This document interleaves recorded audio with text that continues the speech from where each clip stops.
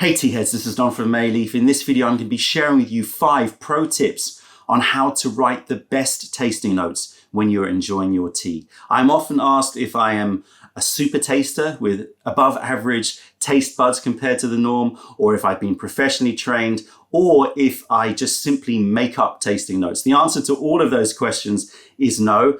I certainly don't think that I am a super taster. I've never had the number of taste buds on my tongue measured, but I do not think I'm a super taster. I have not been professionally trained, and I do not make up tasting notes, despite the fact that they can seem very sort of off the wall and very personal. But tasting is very personal. Ultimately, every experience that you have is personal, and every flavor, aroma, everything that you're experiencing when you're enjoying tea relates back to your memories. And so therefore, it is going to be a personal experience. And the aim when you are writing tasting notes, or if maybe you're not writing them, if you're just thinking about tasting notes while you're tasting, is to build as complete and as rich a tapestry of your own personal experience of that tea. And that means trying to pass out as many different flavor notes and as many different aroma notes as you possibly can that are all related to your memory, of course. So let's dive into tip number 1,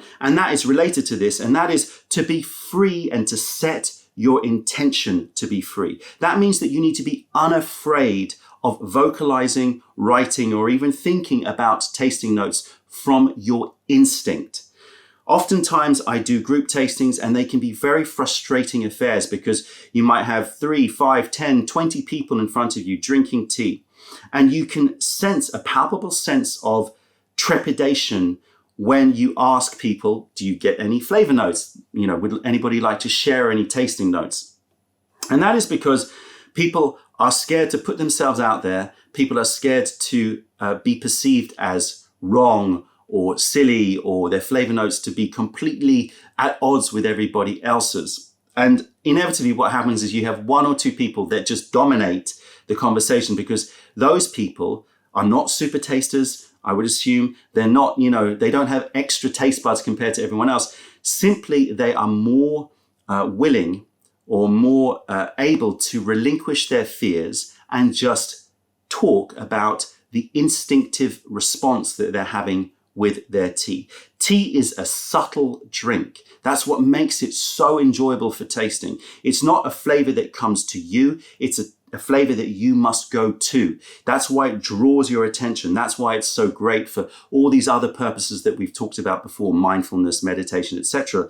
Because when you are trying to write tasting notes, you need to focus. You need to go to the flavor. It's not going to come to you. The other thing is that when you do find the flavor, I say sometimes to Celine, you don't taste tea, tea tastes you. In other words, you're drinking the tea and it basically uncovers memories that you have. And those memories are only your memories, and they are very, very personal. And so it's very, very important. And it's maybe not a practical tip in terms of the other tips I'm going to be sharing today, but it's very, very important that when you are coming to any tasting session, whether it be solo or group, be free. Don't worry about just saying things that are instinctive, because oftentimes they do stick. And if you want to correct them afterwards, you go, actually, no, I don't get that anymore, then that's absolutely fine as well. That's one of the great things about life, is that you can make mistakes, or you can say things that you correct afterwards. You're not held, in a trap here. You can say things and you can correct them afterwards. So it doesn't matter. The most important thing is to be free and allow those associations to be vocalized. So this involves basically clearing the mind, being as open as possible to all of the potential images and memories that may pop into your head when you smell something. And then when you get that aroma or that taste that sort of triggers some sort of memory, then just try to clarify that memory. Just try to allow your mind to dive a bit deeper, to sort of peel back any sort of fuzziness and try to bring some clarity to that tasting note. And so a clear and open mind is very, very important. And that brings us on to tip number 2, which is a much bigger tip, which is focus on your breath. So there are many different sort of sub-tips within this focus on your breath category. In fact, I was thinking of just doing a video just on breath, which I decided to just put into this video here. So first of all, breath is very important when clearing your mind. And I'm not a breathwork teacher, so there are plenty of videos out there that you can go and check out, and plenty of courses and plenty of books on breathwork. But breath is the most instant way to just radically change your mindset, radically change the way that you are. And one tip that I like to do is to just before a tasting session, before doing a video, set that intention to be free and open, and then try and allow that intention to manifest itself by opening and freeing your mind. But that means trying to clear thoughts and just trying to be free. Again, one of the most beautiful things about the tea drinking experience and the subtlety of tea is that it sort of demands this practice, whether or not you sort of do it with this sort of intention or not, it demands this practice. And so therefore, what I like to do is the classic 3-step breath. So breathing into your stomach and then into your ribs and then into your chest, and then trying to make sure that the exhale is at least double the length of the inhale. So if I'm breathing in for 5 seconds, then I breathe out for 10 seconds. And that restricting of the flow of air on the exhale helps to calm the mind and calm the body. I'm not going to do it in front of you. You can practice, but basically you can put your hand on your stomach and your hand on your chest and try to get your stomach hand to rise first, and try to fill your lungs last, or make your chest rise last.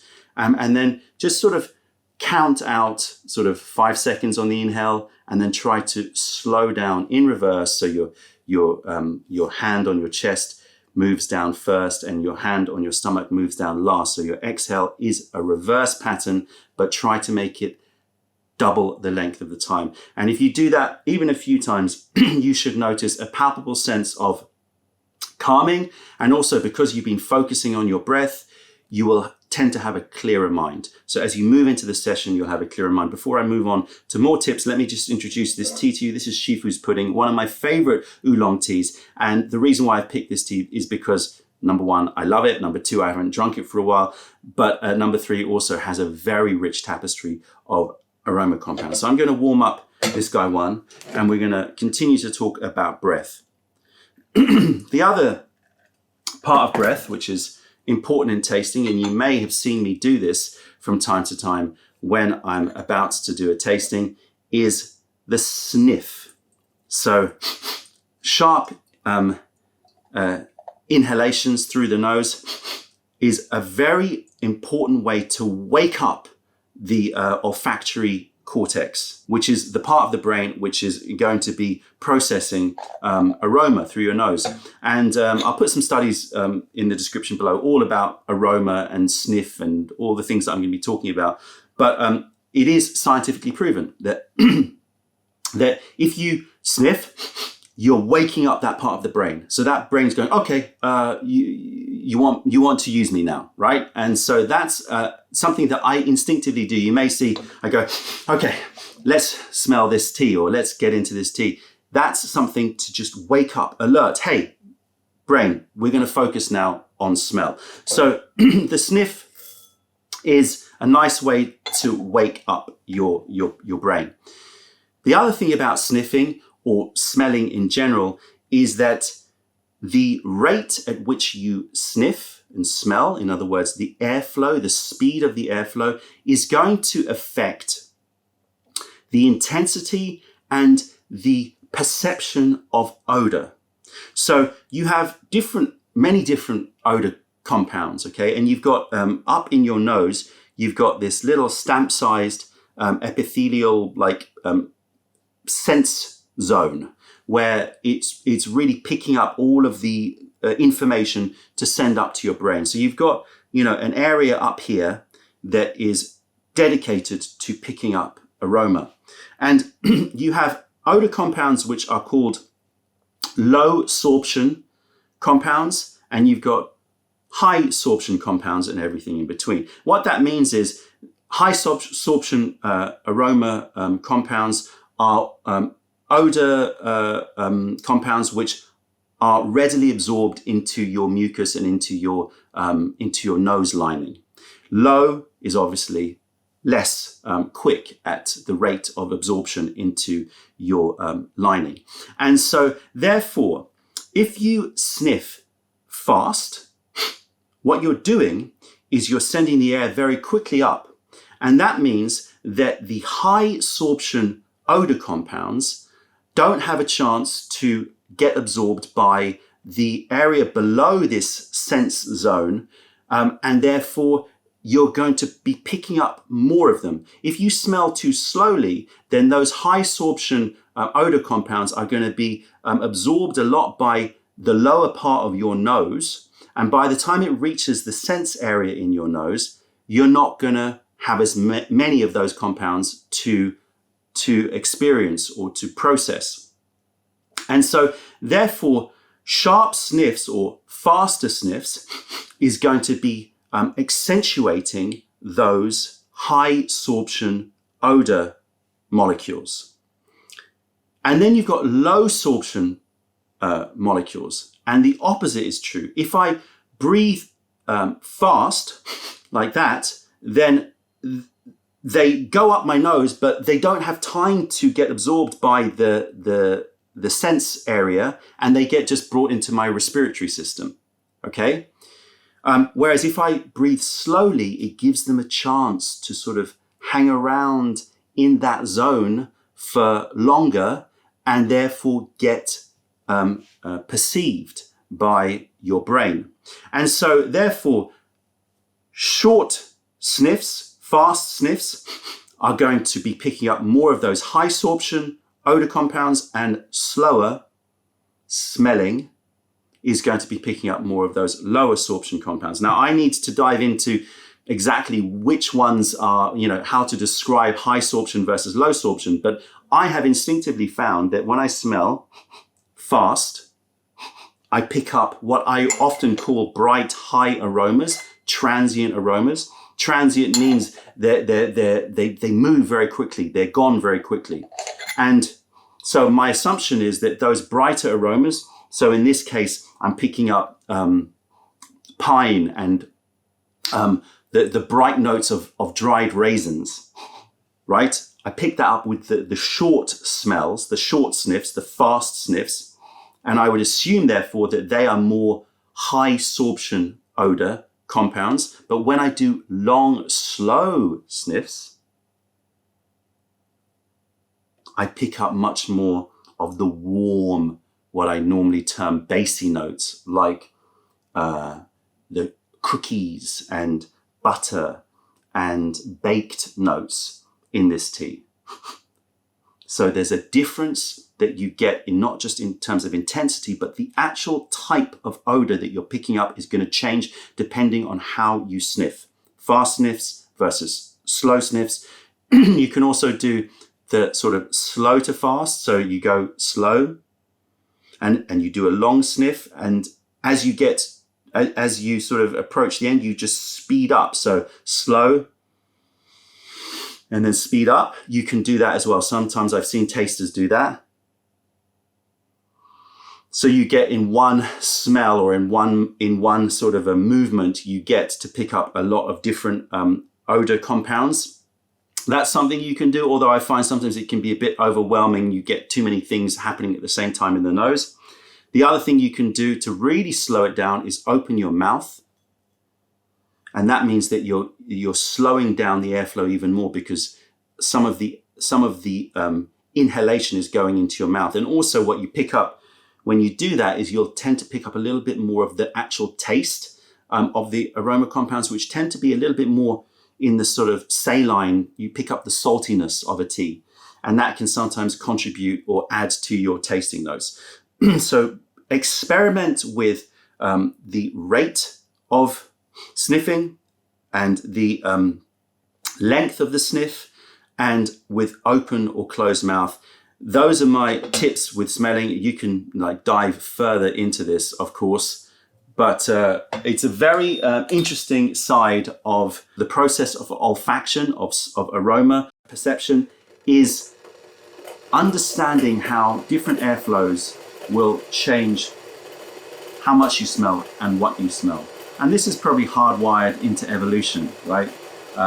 Certainly we tend to when we're cautious about something, we just give it quick little sniffs. We don't want too much of the intensity, but we're also trying to pick up some of those very, very bright high notes, something that is going to alert us to something.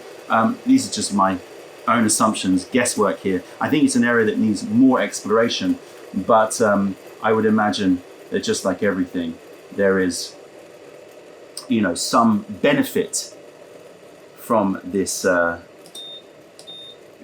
this difference in the odor perception. It's also interesting to note that generally, at any time of day, one nostril will allow more air in than the other, because there's a natural flow between the swelling of the blood vessels in nostrils. You can go look it up in the studies, but naturally, that's natural. So if you found that if you hold one nostril and you smell,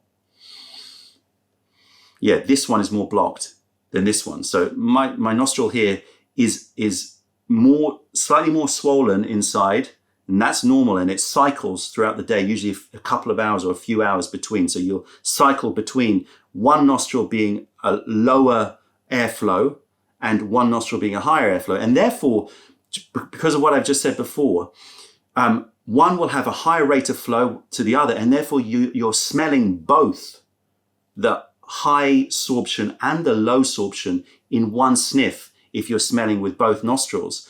And that may also be, you know, an evolutionary trick so that we can sort of pass out as many different compounds as possible. We intentionally have different rates of airflow in our nostrils. Fascinating stuff, definitely worth more exploration. Let's quickly do some of this sniffing on the wet leaf here. Oh, so the quick sniffs, I'm picking up guava, I'm picking up a little bit of varnish, I'm picking up some stewed peachy notes, I'm picking up, see, I'm just allowing myself to speak. I'm not concerning myself with whether or not it's right or wrong, whether or not it's going to seem silly to people or not. I just let it out, you know? I'm picking up some herbaceous notes like oregano. Now, if I do the slow smell, I get more of the slightly wet woods, vanilla, again, baked butter biscuits. So it's a distinct difference. And if I do the long to fast, yeah, I do get all of them, but it's only because I've sort of passed them out already, or I've described them already, that I can sort of pick them up along the way. Woods and vanilla, moving to, you know, biscuits, and then guava, and then pine resins and herbaceous notes. But I think that separating out is a good way to go.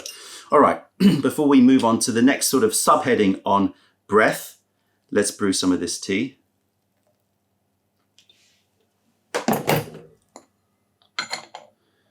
So if you look at the shape of our nose, it's actually very, very short and small in comparison to like a dog or a lot of other animals. And people often say that, oh, we don't have the sense of smell of a dog. True, but there's a difference. A dog's nose is built for primary olfaction, coming through this way, right? I can't remember the name of it, but I'll just call it olfaction. So breathing in and smelling. And if you look at the anatomy of a dog's nose, it has all of these really interesting structures to move air around the sensory area of the nose. And it's fascinating. They have got like different ways of sniffing. that will create different sort of turbulent air around the sense area of the nose, and it's very long and it funnels the air very, very well. So humans do not have the same level of that sort of primary olfaction as a lot of other animals. But what humans have evolved themselves to really have as a primary advantage over a dog is retronasal olfaction, which means that because our sense area is so close to the air pathways coming out from behind our mouth, we are able to get a rich sense of aroma that is coming from the mouth. And so when you have food or drink in your mouth, you are getting a lot more information, aromatic information about that food or drink than a dog would.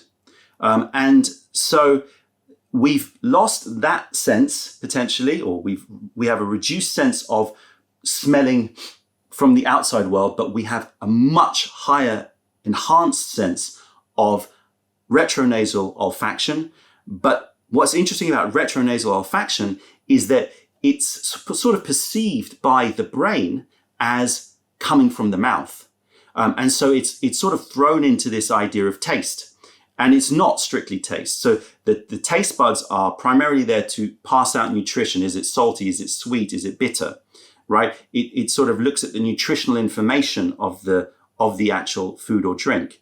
But then it combines that, or your brain combines that with the retronasal aromatic information that's coming up from the back of the mouth into your sensory area up here, which is very, very close to the airways in the back of the mouth, which is the advantage that we have evolved over other animals.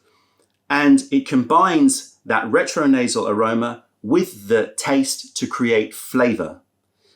And obviously we don't know how much flavor all the other animals perceive, but it seems to be that humans are adapted very well for developing a really strong sense of flavor. But in order to do that, you need to contribute to retronasal aroma. If you're not getting enough information up there, you're not going to be able to really get flavor. And the classic way to test this is to hold your nose, right? If you hold your nose and drink tea,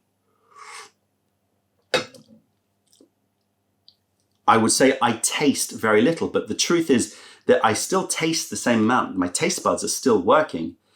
It's the fact that it's not being combined with retronasal aroma. And so if I do that, I taste some sweetness, but not much else. And a little bit of bitterness, but not much else. But the moment I let go of my nose, bam, I'm hit with all of these aromatics. So I'm getting the guavas and I'm getting all of the aroma compounds that I was talking about here, but then I'm getting more things. Those vanillas are there. I'm getting like creamy notes like creme fraiche. I'm getting apricots, dried apricots, a little bit of coconut. So I would never get any of that if my nose was blocked. And that is because I'm not allowing the air to go down through my nose and past that sensory organ. And so therefore, how do we improve the retronasal aroma information? What I like to do is, again, with breath, breathe in, prepare yourself for the tasting. And then, what you want to do is breathe in a little bit, put the tea in your mouth. And as you are tasting, gently breathe out through the nose. And if you want, little exhale, little puffs of exhale as well to try to pick up more of those high absorption aroma compounds. So just like we're doing with smell, with primary olfaction, we're doing in reverse. So whilst it's in your mouth, breathe out slowly through your nose. Whilst it's in your mouth, have little puffs of air. and you'll pick up more of the high notes. Fascinating, but definitely makes a huge impact in the amount of information that you're giving for your brain to process. So that's why I'm throwing all of this into focus on your breath, doing some breathing exercise beforehand to just prepare your mind, calm yourself and open your mind up, clear your mind so that you're ready for some sort of free association when you're doing tasting. Taking a few short sniffs just to wake up your olfactory cortex, just to wake your brain up. Focus on your primary olfaction in terms of the speed of sniffing and the length and duration of sniffing to change the intensity and the type of odor compounds that you're picking up.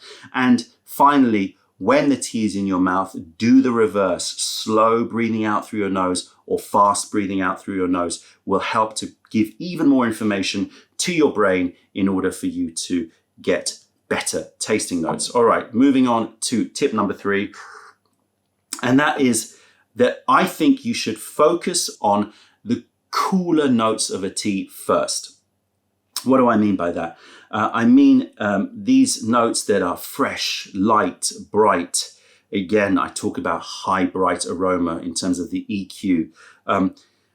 And I think that those are the tasting notes that I like to focus on first when I'm writing tasting notes. The reason for that, well, you can do an experiment. I'm not going to do it here because it's going to affect my ability to taste this tea, but just do it separately. If you take cinnamon and mint, and this was an experiment that was done by Virginia Utamol and Lovelace. If you've seen or if you've heard my podcast with her, then you'll know a little bit about it, but go check out that podcast if you've not heard it already. I'll link it in the description below. So if you take cinnamon, a cinnamon sweet, or you could take cinnamon powder and you dab it on your tongue, you'll get this lovely cinnamon sweetness. If you then take mint sweet or some mint, and you put it in your mouth, it will overtake the sense of cinnamon. So the cooler, fresher flavors will dominate over the warmer, sweeter flavors. But the mint will then dissipate relatively quickly and the cinnamon will return. And so what you have is a fast on-off for cool flavor notes and a slow on-off for those warmer, sweeter notes. And that means that the warmer, sweeter notes are going to persist for longer. So you're going to have more opportunity to pick them up. Whereas the brighter, higher aroma tastes and flavors are going to be more transient. They're going to come and they're going to go. And so therefore, I like to focus on them first, try to capture those fast-moving notes. And then I can sort of rely on the fact that the warmer notes are going to stick around for longer. You can also do this experiment with chili, right? So if you have some chili and you put it and you eat some chili and it's very spicy, you know, it's extremely hot. You drink some cold water, it dissipates it, but only temporarily. So fast on, fast off, and it's gone. And then the heat will return.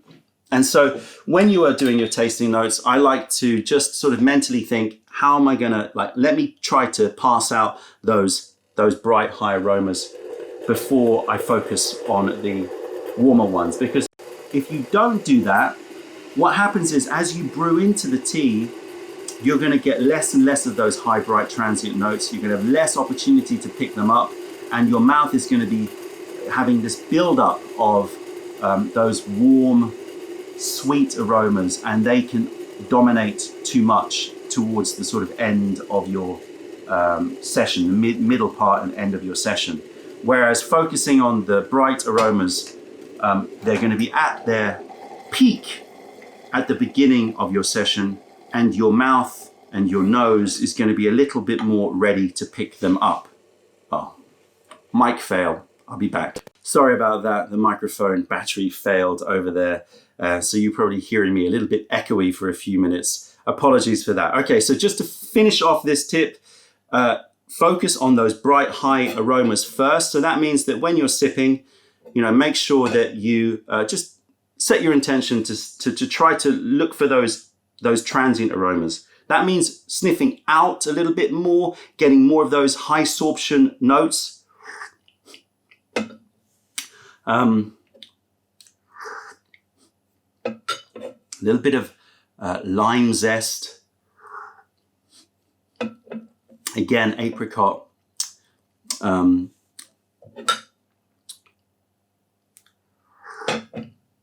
Sort of candy fruit sweetness. So that's the bright high notes that I'm picking up. And now I can focus on the more persistent, sweeter notes. Lots of apricot jam in my mouth. Again, through retro-nasal, lots of those vanillas. Yeah, a juiciness.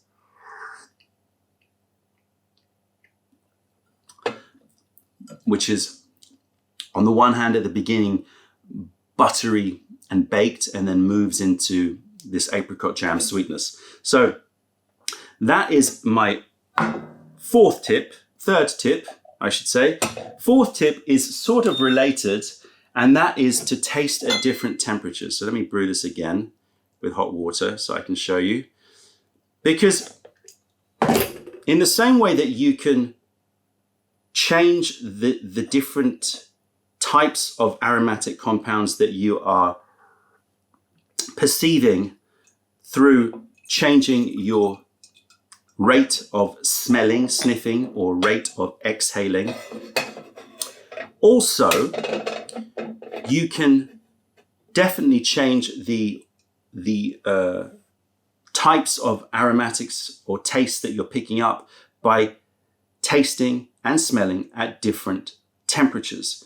So you can do that with the nose wet leaf or nose dry leaf as well, by taking a hot guy one, so you're smelling it whilst it's hot and then allowing the leaves to cool down. Similarly, you can do that when you are smelling the wet leaf. So after you've just rinsed it, you're smelling it whilst it's still warm and allow it to cool down. So smell at different temperatures, but also taste at different temperatures. And the classic way that you can sort of experiment with this is the 3-cup technique. So you pour the tea into 1 cup, and then you pour half of that amount into another cup, and you pour half of that amount into another cup. And so the last cup is going to have the cooler liquor because it's the heat is being absorbed into the porcelain. So let's taste the hotter tea. So the heat is going to affect your trigeminal nerve, and your trigeminal nerve modulates what you can taste. It is the reason why chocolate and chili go well together, because the heat of the chili works with those deeper cocoa notes of chocolate. It is the reason why a cold frozen ice cream doesn't taste as sweet as ice cream at room temperature. The temperature affects your trigeminal system. Your trigeminal system modulates your taste perception. So warmer tastes, I'm picking up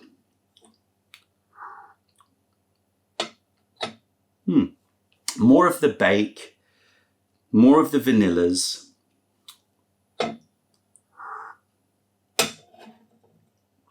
See, there's something that's triggering and I would like to explore it. I have the added issue of time constraints. Like, I would normally want to pursue this, but I don't know if I'm going to be able to get it.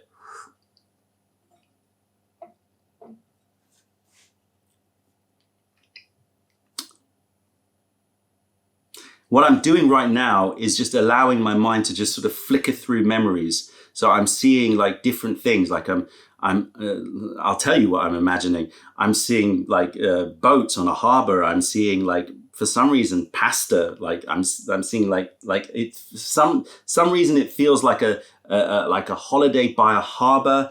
I'm thinking of like what could it be? Could it be the wood of the boats? Could it be the rope that's tethering the? Could it be something to do with the actual meal that I'm eating? Very, very difficult. But these are the sort of like images that are popping in my head. I don't vocalize all of the images that are popping in my head because they just seem random like that. But I know that somewhere in there, there is a memory. I can't quite pick it up. I'm going to go for the medium one. So it's something to do with the woods of the boat. The boats, so sort of varnished woods, but sort of a little bit old, like, you know, antique-y sort of woods, combined with some like starchiness. It's not really pasta. It's more like, again, like baked, like biscotti, or baked like those little cornetto-shaped, hard-baked biscuits. There's some memory there that I need to sort of pick apart. All right, let's taste the cooler one. Very, very different. I'm picking up a little bit of watermelon. A little bit of a lime gummy candies. And so this is a method that you can do quickly to just educate yourself in the difference in taste that comes from cooler temperature or different temperature tea. And the final tip here is a little bit more of an open one. The final tip here is, as you've seen, tasting notes comes from memories. And so in order for you to write better tasting notes, you need to have more information in your memory bank to call upon. And that means going out, tasting, smelling, sniffing, absolutely everything, even non-food items, you know, just absorbing and tasting and smelling as much as you possibly can. And whilst you can buy lots of kits, maybe in the wine world or in other sort of, you know, tasting arenas where they sort of give you lots of different floral notes and lots of different citrus notes, and you can smell different vials. That's fine. It's useful. It's like interesting comparative way of sort of understanding differences between magnolia and orchid, for example.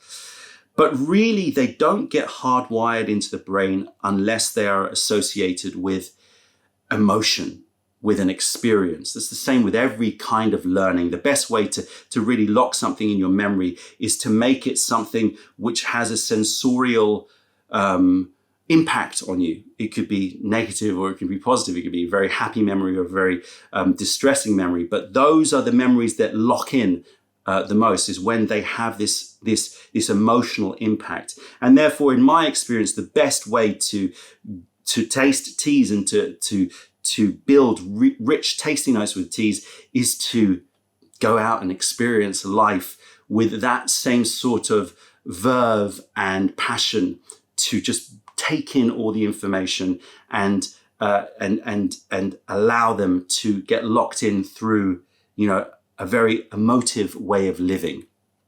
Very, very broad, very, very maybe vague to some people, but my hope is that through the understanding and learning of tea, that filters out into experiencing life with passion and with your senses. Those are 5 tips that I came up with this morning when I was planning this video. There are plenty more. Please let me know your tips, share them so that we can all write better tasting notes together. That's it, tea heads. Check out our other videos, taste our teas wherever you're in the world by browsing mayleaf.com, and come visit us if you're ever in London. Other than that, I'm Don from Mayleaf. Thank you for being part of the revelation of true tea. Stay away from those tea bags, keep drinking the good stuff, and spread the word, because nobody deserves bad tea. Bye.